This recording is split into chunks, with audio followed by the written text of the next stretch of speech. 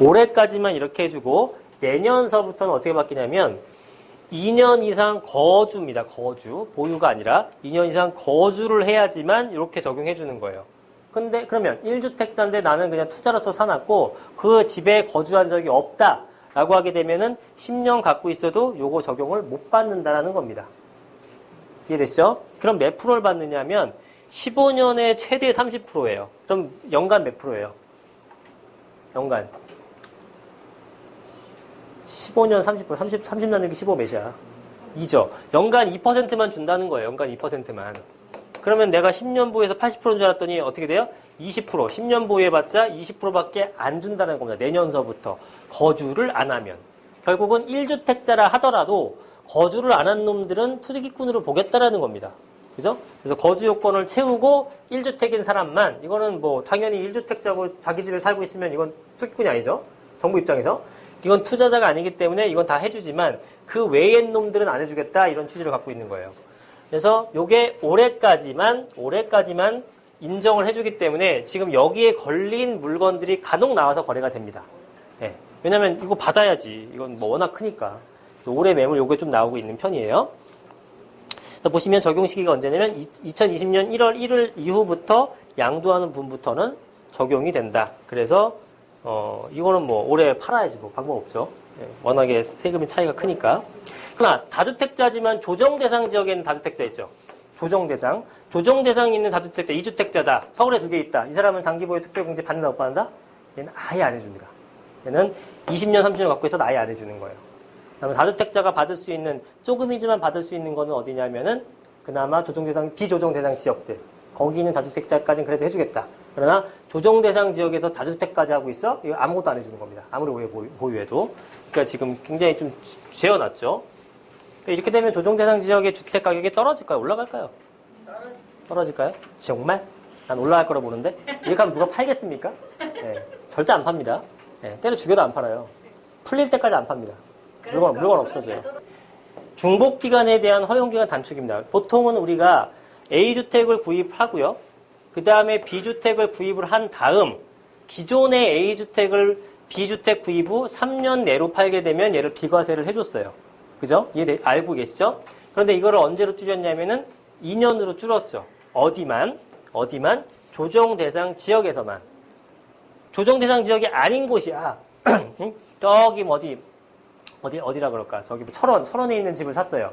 그럼 그 사람이 2주택자가 돼도 3년 이내에만 팔면 된다고요. 오늘 구입해도. 그죠? 네, 무슨 얘기인지 알겠죠? 그런데 난 서울에만 2개를 갖고 있어요. 그런데 이거를 지금 A주택 하나 갖고 있고 B주택 하나 갖고 있는데 지금 B주택 구입하고 나서 2년 6개월이 지난 상태에서 A주택을 팔아.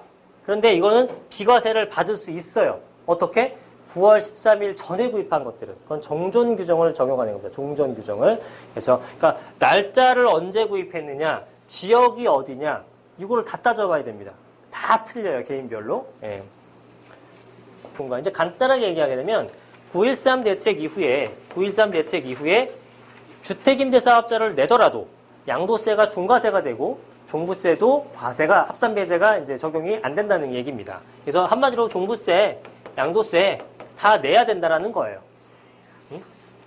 종양이 돼버렸어. 네, 종부세와 양도세를 다 내야 된답니다. 9.13 이후에 주택임대사업자로 등록을 하더라도 이제는 피할 길이 없는 거죠. 그럼 주택임대사업자의 실익이 굉장히 많이 사라졌어요. 네. 그전에 낸 것도 관계없어요. 그전에 낸 게 아니라 9.13 전에 구입한 것들을 오늘 내도 이거 적용받아요. 9.13 전에 구입했느냐 안 했느냐 이 차이예요. 그래서 종부세와 양도세를 안 내니까 양도세 중과세를 안 받기 때문에 엄청난 혜택이 있었죠, 사실은. 왜냐면 종부세 안 내면은요. 주택을 100개를 사도 종부세 하나도 안 나와요. 주택을 300개 갖고 있지만 종부세 빵원이었다고. 그래서 그러면 제가 알고 계신 분 중에서도 주택이 300개야. 종부세 빵원이야. 주택임대사업자 였으면. 네. 그래서 대신 양도세도 다 일반 과세가 되는 거. 비과세는 아니고 일반 과세가 되는 거고. 어마어마한 혜택인 거죠. 근데 그때는 뭐 정부 입장에서 그럴 수밖에 없었는데 이제 이게 어떻게 변했냐면은 자, 그 얘기예요. 양도세 중과를 제외한다. 그러니까 양도세를 내겠다라는 거고요. 그 다음에 종부세 얘기 없네. 종부세도 지금 이제 합산을 배제하는 게 아니라 다 합산시키겠다. 그런 얘기가 됩니다. 어디서만? 조정 대상 지역에서만. 그러면 조정 대상 지역이 아닌 것들은 여전히 혜택을 받는다는 얘기입니다. 전부 다 그런 게 아니에요. 그쵸? 그 다음에 요거는 뭐냐면, 자, 요거는 이제 보통 이렇게 설명들을 하세요. 이게 2018년 12월 31일까지 취득하고 하니까 이게 내용이 끝난 것 같은데, 아직 내용이 걸려있는 분도 있어요. 무슨 얘기냐면요. 자, 이건 무슨 내용이냐면, 양도세를 100%를 면제해주는 그런 내용이 있었습니다. 양도세 100% 면제예요. 100% 면제. 대신 얘는 10년의 이상을 임대를 해야 돼요. 그래서 내가 어떤 주택을 구입해서 10년짜리 중공공임대사업자를 등록을 하고 10년간 갖고 있게 되면은 양도세에 나온 것을 전액 면제를 해주는 제도였습니다. 그래서 이게 조건이 뭐였냐면 주거 전용 면적 85제곱미터 이하 요거면 끝이에요. 이게 얼마나 큰 혜택이냐면 금액의 기준이 없었어요. 그러면 강남에 있는 거 예를 들어 85제곱미터의 33평 아파트를 뭐 한 15억 주고 샀었다 이 사람이. 그러면 10년 정도 지나면 제가 볼 때는 30억은 가 있을 것 같거든요. 그럼 요 15억에 대해서 세금을 안 내는 거야. 엄청난 혜택인 거죠. 그죠? 근데 이거를 이렇게 하니까 강남에 있는 요 85제곱미터가 싹쓸이가 돼버렸죠? 그죠? 그래서 금액 기준, 가액 기준을 신설한 거예요. 수도권은 6억 이하여만 된다.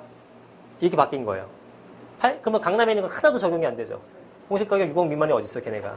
그잖아요. 100만 원 다 넘잖아요. 네, 그래서 이제, 만들어버린 거죠. 근데, 이런 건 있습니다. 양도세를 100% 감면해주든, 아까 뭐 취득세를 감면을 해주든, 어떤 세법성에서 감면을 해주게 되면은, 감면세액의 20%를 무조건 농어촌 특별세로 납부를 하게 돼 있어요. 실질적인 감면세율은 80%가 되는 겁니다. 그래서 여러분들이 100% 감면이라는 게 있고요. 비과세라는 게 있으면 요거는 같은 내용이 아니에요. 뭐가 더 좋아? 뭐가 더 좋아? 비과세가 좋지. 이건 아예 세금을 안 내는 거잖아. 이거는 20% 낸다니까? 그죠? 10억 비과세를 받으면 얘는 하나도 안 내지만 얘는 100% 감면받으면 2억을 내야 된다고요. 어마어마한 차이인 거죠. 그래서 만약에 예를 들어 9억까지 비과세 받을 수 있고 고가주택인데 그리고 나머지 부분에서 감면을 받을 수 있다. 100% 감면인데 귀찮게 뭐 이래 그냥 감면 받아야지 이러면 안 되는 거예요. 9억까지는 최대한 비과세를 받고 나머지 부분에 대해서 감면을 받아야 세액을 줄일 수 있는 겁니다. 무슨 아시겠죠? 모든 세법, 모든은 아니다. 뭐 8년 작용능이라든가 일부 빼놓고 거의 대부분 감면이라는 제도하에서는 20%는 세금이 납부하는구나. 물론 양도세건 취득세건 뭐가 중요해? 세금 내느냐가 중요한 거잖아요. 100% 감면을 하더라도 감면세액이 무조건 20% 나가는 거다라는 걸 인지하고 계셔야 됩니다. 자, 그런데 이게 뭐냐면 2018년 12월 31일까지 취득하고 취득일로 또 3개월 이내에 임대 등록하는 분에 대해서 100% 감면을 해줬는데 이 취득이라는 취득 기준이 뭐냐면 계약 기준입니다. 계약 기준. 그래서 작년에 예를 들어 일반 분양을 받았어요. 근데 아파트 입주는 내후년에 해. 그 사람 100% 받을 수 있어요. 여전히. 자기가 원하면. 응? 작년에 분양한 거 지금 2020년, 21년, 22년 분양한 거 많잖아요. 그 사람들 다 이게 해당이 된다고 아직도. 21년이 중요한 게 아니라 18년도까지 계약을 한 사람. 그게 뭐 오래 걸려서 22년에 입주할 수도 있고 20년에 입주할 수도 그렇잖아요. 네. 그게 언제 완공되는 게 중요한 게 아니라 18년 12월 31일까지 취득하고 아직 잔금 안 치르신 분들은 요거 넘어가서 내년에 잔금 치르고 해서 끝났네가 아니라 된다고요. 적용이 된다고요. 이해가 가신 겁니까 지금? 그래서 그 내용을 질의한 게 제가 있어요. 분양권을 승계 취득하고 아파트가 완공된 후 3개월 이내에 민간특별법에 따라 중공고 임대주택으로 등록할 경우 양도세 감면 대상에 해당하는 것입니다. 자, 분양권을 이건 뭐 1년 더 연장돼서 18년이 된 건데 분양권을 승계 취득한 다음에 아파트가 완공된 후에 그죠? 일단 취득을 하고 아파트가 완공된 후에 등록하더라도 적용된다는 얘기예요. 예. 근데 이제 이런 건 있어요. 여러분들이 이거는 잘 선택을 하셔야 됩니다. 자, 우리가 아까 주택임대사업자로 등록했던 9.13 전에 구입했던 것들 등록했을 경우에 이건 상관없다. 주택임대사업자로 지금 등록하도 종부세 합산 배제 혜택이라든가 양도세 중과 혜택 같은 건 못 받아요. 다만 지금 혜택 받을 수 있는 건 뭐냐면 장기보유 특별공제에 대해서는 받을 수 있습니다. 지금 장기보유 특별공제가 굉장히 강화됐잖아요. 아예 못 받게 해버렸잖아요. 그래서 장기보유 특별공제에 대한 매력이 살아있는 거예요. 장특공이라고 하는데 이 장특공을 해서 8년 내지 10년 임대를 놓게 되면 주택임대사업자로 8년 하게 되면 50%의 장특공을 받을 수 있고요. 10년 하게 되면 70%의 장특공을 받을 수가 있어요. 엄청 혜택이죠. 자, 3억짜리를 샀는데 나중에 이게 10년이니까 8억이 됐어. 그럼 5억이잖아요. 5억. 5억에 대해서 세금을 부과하게 되면 한 2억 냅니다. 엄청나게 내게 되죠. 근데 일반 가산을 했을 때. 근데 5억짜리를 70% 감면해 주는 거예요. 그럼 57에 35, 3억 5천을 빼주고 1억 5천에 대해서만 세금 납부하는 거예요. 1억 5천에 대한 세금 납부는 한 5천만 원 됩니다. 그럼 한 1억 5천이 세이브가 되는 거예요. 엄청난 세금 차이죠. 예, 그래서 여전히 이것저것 다 안 해주더라도 70%에 대한 혜택을 주는 것만으로라도 주택임대사업자의 매력은 넘쳐납니다. 그죠? 예. 이해되셨죠? 이해되셨죠? 뭔 내용인지? 예. 70%의 혜택을 받을 수 있다고요. 10년을 하게 되면. 주택임대사업자. 안 하면 빵프로. 조정대상 지역에선. 하면 70%. 엄청난 혜택인 거죠. 그런데 지금 이 양도세 100% 면제라는 것이 방금 얘기했던 장기보유 특별공제 70%랑 중복해서 적용할 수 있느냐? 이게 안 돼요. 자, 그럼 계산해보면 이렇게 됩니다. 자, 아까 대충 계산해볼게요. 3억짜리 주택을 사서 8억짜리가 됐어요. 그러면 5억의 양도 차익이 생겼죠? 5억의 양도 차익에 대해서 장특공 70% 받으니까 535, 3억 5천 빼주고 1억 5천에 대해서 양도 차익이고 1억 5천 양도 차익에서 계산해보면은 2천만 원에 5, 35, 40. 뭐 대략 한 5천에서 5,500만 원 정도가 나올 것 같아요. 세금이. 그러면 많이 줄였죠. 5억 벌었는데 5,500밖에 안 내는 꼴이에요. 그런데 만약에 예를 하게 되면은 5억에서 이 장특공 70%를 적용을 못 합니다. 일단. 무조건 못 하는 거예요. 중복이 안 돼요. 그러면 5억에 대한 세금이 나오는 거예요. 5억에 대한 세금이 대략 얼마나 그랬어요? 한 2억 정도 나온다 그랬죠? 2억이 세금이 나오는 건데 100% 면제. 대신에 몇 프로 세금 낸다고요? 20% 농특세. 그러면은 2, 2, 4, 4천만 원은 납부를 하는 거예요. 그래서 계산해 보면은 어떤 거에 따라서는 이게 유리한 것도 있고요. 어떤 건 이게 유리한 것도 있어요. 근데 차익이 커질수록 얘가 좀 유리한 것 같더라고요. 차익이 커질수록. 그러니까. 그리고 또 좋은 점은 뭐냐면 양도세 100% 면제라는 게 이런 게 10년 이상 임대면 10년에 보통 우리 이런 거 있어요. 5년 동안 비과세 해주겠다, 100% 감면해주겠다, 이런 거 특별법으로 몇 번 나왔었잖아요. 이건 진짜 5년만 해줘요.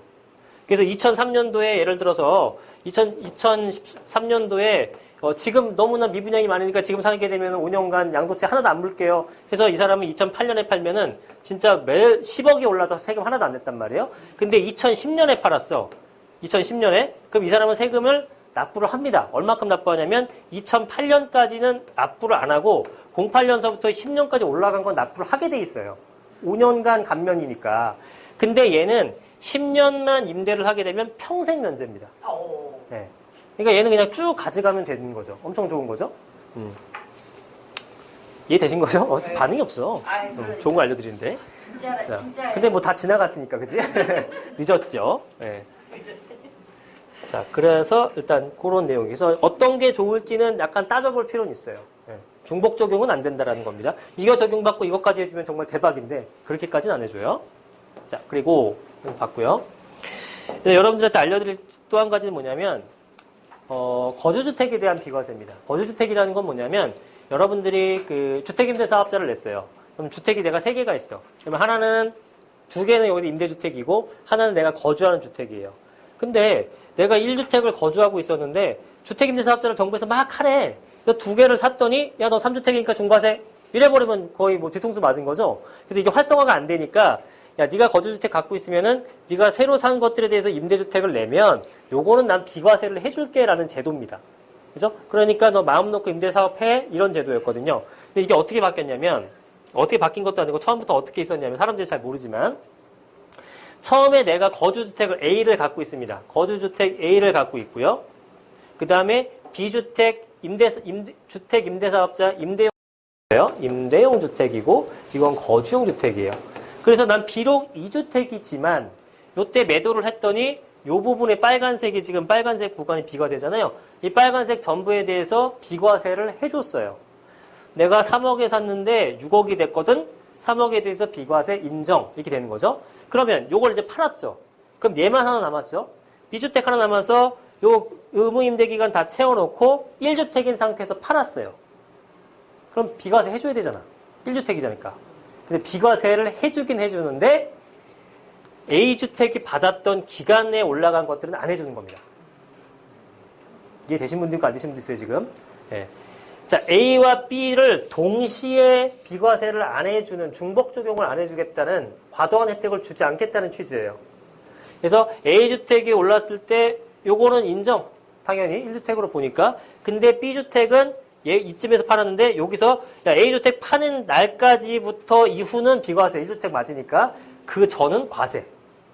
이렇게 되는 거죠. 그럼 이제 어떤 문제가 발생하냐면 얘는 1억짜리 샀었어요. 빌라에 거주했어. 2억이 됐다? 근데 얘는 투자라고 좋은 걸 샀거든. 5억짜리 샀어. 근데 여기서 팔 때 보니까 뭐 15억이 됐네? 여기까지 올라간 거 보니까 12억이야. 그럼 얘는 뻘짓한 거죠. 1억 아끼려고 7억을 날린 거예요. 그죠? 이런 게 있기 때문에 거주주택 비과세는 신중하게 잘 선택하셔야 됩니다. 무슨 얘기인지 아세요? 예. 그런데 그나마 이것도 짜증나 죽겠는데 이거를 또 혜택을 줄여버렸어요. 어떻게 혜택을 줄였느냐면 자, 지금 말씀드렸던 것처럼 A주택이 있고 A주택, B주택은 일시적 1가구 2주택 상태예요. 그래서 비과세를 받고요.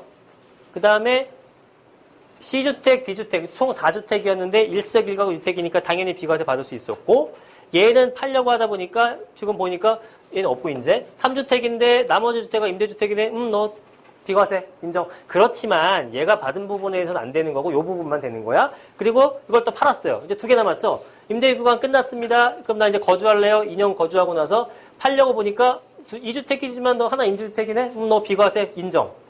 그렇지만 요까지는 인정 못 해주고 요 뒤에서만 해줄게. 이렇게 되는 거고 마지막 하나 남았어요. 마지막 하나 남았으면 당연히 비과세 받는 거죠. 그렇지만 요까지는 안 해주고 여기서만 해줄게. 이렇게 받을 수 있었다고요. 그럼 다 합치게 되면 결국은 하나의 주택은 다 받은 꼴이 되는 거잖아요.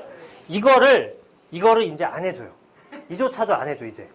그래서 어떻게 바뀌었냐면 처음에 A주택 거주 이건 해줍니다. 최초 1회 해줘. 그리고 나서는 거주용 주택 2년 거주하고 임대주택 있어도 야 저번에 한번 해줬잖아. 나 더 이상 못 해주겠어. 과세합니다. 하나 있는데 야 저번에 해줬잖아. 안 된다니까 너는 이제 평생 안 돼. 넌 또 과세. 양도차익에 대해서 또 과세를 합니다. 전체에 대해서 과세하는 거예요. 그리고 마지막은 당연히 비과세죠. 이거는 상관없이 그 1주택 상태니까. 그러니까 이거 지금 최초의 거주주택 비과세를 한 번밖에 안 해주는 겁니다. 사람별로. 네. 혜택이 또 확 줄어버렸죠. 임대사업을 이제 거의 포기한 느낌입니다. 제가 볼 땐. 예, 집값 잡느라고 임대 지금 주택을 LH라든가 SH 같은 데서 공급을 못 하잖아요. 지금 뭐 여러 가지 예산 문제로. 그래서 민간에다가 지금 요청을 한 거 어떻게 보면. 그리고 뉴스테이라든가 여러 가지 어떤 기업한테 기업형 뭐 임대주택이라고 해갖고 걔네한테 의지를 하려고 그랬는데 그것도 지금 안 하고 있고. 그래서 어쩔 수 없이 주택임대사업자를 활성화를 시켜야 되는데 그게 정부 입장에서 악용이 된 거죠. 세금 회피용으로. 그러다 보니까 지금 엄청나게 어떤 탈루라고 보긴 그렇고 세법을 회피하는 이런 편법들이 많이 발생하다 보니까 거의 이제 야 임대주택이고 나발이고 몰라. 그냥 집값 잡아야겠어. 이렇게 되는 거죠. 그래서 제가 볼 때는 이런 상태가 되게 되면은 전세란이 또 날 수도 있죠. 전세란이. 지금은 당장 아니겠지만. 주택을 포기하는 게 낫나요? 차라리 이런 거. 아니요. 그게 단순하진 않아요. 그건 개별적인 상담이 필요합니다. 상황마다 지금 갖고 있는 그 구성된 거에마다 그 다음에 언제 파느냐에 따라 지역마다 다 틀려요. 그거는 딱 정답이 없어요. 그럼 그대로만 하면 되는데 그렇지가 않습니다. 예. 자, 그래서 우리가 알아야 될 건, 세법에서 알아야 될 건 뭐냐면 이제 지역을 알아야 돼요. 지역을 어디를 구입하느냐에 따라서 세법이 굉장히 많이 흔들렸습니다. 예전에 이런 게 없었는데. 그래서 지금 이제 조정 대상 지역을 보면 되죠. 조정 대상 지역이 서울시 전 지역, 그 다음에 세종, 대구 수성, 그 다음에 부산 해운대 동래 수영구 쪽, 그 다음에 경기 쪽에서는 과천, 성남, 하남, 고양, 남한주, 동탄, 광명, 구리, 안양, 동안, 그 다음에 광교, 요렇게까지, 용인, 수지 이런 것까지 다 포함됐죠. 팔달고. 많이 됐죠. 42개, 43개인가 그러니까. 그래서 지금은 이 지역을 조정 대상 지역이냐 아니냐에 따라서 세법이 판이하게 틀립니다. 내가 지금 주택을 어디를 갖고 있느냐. 그 다음에 또 언제 구입했느냐. 요거까지 고려한 투자 전략을 세워야 돼요. 언제 구입했는지, 8.2 대책 전인지 후인지, 9.13 대책 전인지 후인지, 조정 대상 지역인지 아닌지. 조정 대상 지역도 한 번에 조정한 게 아니라 이때 지정한 거 있고, 이때 지정한 거 있고, 이때 지정한 거 있고, 이때 지정한 거 다 틀려요. 그래서 요것도 요 동네에서 요때 조정됐냐 안 됐냐에 따라서 또 틀려요. 그러니까 세법이 개별적으로 여러분 상담받지 않은 이상 이걸 알 수가 없습니다. 예, 하나하나 다 따지고 들어가야 돼요. 이런 식으로 지금 이제 지역이 어디냐, 언제 구입하느냐에 대한 개별성이 부여가 돼야 정확한 상담이 가능하고 어떤 주택임대사업자를 낼지 말지에 대한 부분도 정리를 해드릴 수가 있어요. 내는 게 맞나 틀리냐는 지금 이게 일괄적이 될 수가 없는 거예요. 그래서 취득의 개념이 다 계약 기준. 아니요. 아까 그것만. 취득의 기준은 항상 잔금 기준입니다. 네, 잔금. 잔금을 치른 게 저거고 아까 걔만 특별하게 계약한 거를 취득을 한 걸로 봐주는 거예요. 특별하게. 네. 취득세 부분에 대해서는 아까 설명드렸다시피 주택 같은 경우에는 1.1%에서 3.3% 정도가 되는 거고요. 여기에 주택, 농특세가 들어가게 되면은 1.3에서 3.5까지가 적용될 수 있다는 겁니다. 기준은 면적, 기준은 금액. 그죠? 6억이냐, 9억 이하냐, 초과냐. 요 기준으로 취득세 생각하면 된다. 그러면 취득세는 그렇게 마무리가 되는 거예요. 재산세 같은 경우에는 공시 가격을 보는 겁니다. 공시 가격을 보고 여기 대해서 지금 주택 기준 했을 때 60%를 곱해주면 되죠. 그러면 공시 가격이라는 것은 보통 시세의 한 60% 수준이라고 봤을 때 실제 시세의 36% 정도 수준이 과세표지라고 보시면 됩니다. 내가 산 금액에 대해서 그 정도를 기준해 가지고 재산세를 계산하시면 돼요. 그죠? 아까 적게는 0.1에서 0.4%까지 적용이 됐었죠. 종부세는 세율이 높긴 하지만 얘는 1주택자한테는 9억까지, 4주택자한테는 6억까지는 무조건 빼줍니다. 그죠? 빼주고 나서 계산된 거에 대해서 지금 현재는 85%로 결정된 세액으로 세율을 계산한다는 거죠. 그리고 아까 재산세 같은 것들은 물건별 과세를 하는 거고요. 종부세 같은 건 무슨 과세라고 그랬죠? 개인 있는 것들 다 합산해서 과세를 한다. 이런 차이가 있다는 겁니다. 종부세 같은 경우는 개인별 과세이기 때문에 한 명 하는 것보다는 두 명이 나눠서 분산할수록 유리한 거예요. 분산할수록.